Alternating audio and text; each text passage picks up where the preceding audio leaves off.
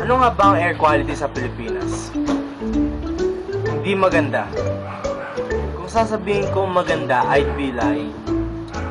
Because of the increase in the vehicles and the factories, which produces smoke, especially na sa Manila, no? Kasi dun yung pinaka-main central ng factories at kotse. Nagbe-bring sila ng masasamang harmful effects sa atin, no? Illnesses such as lung cancer, no? Isa na yun dun. Tapos, dun papasok yung Clean Air Act of the Philippines. Which their goal is, ang goal nila ay maprotektahan yung air dito sa ating bansa, sa Philippines, no? So, gumawa sila ng iba't ibang project para masuportahan. So,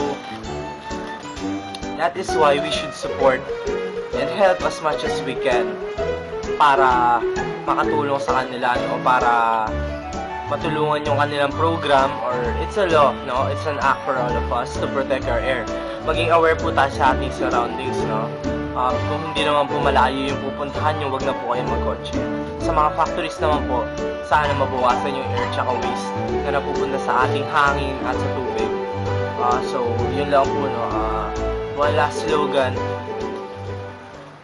Let us do our part, no? For our country and for everyone.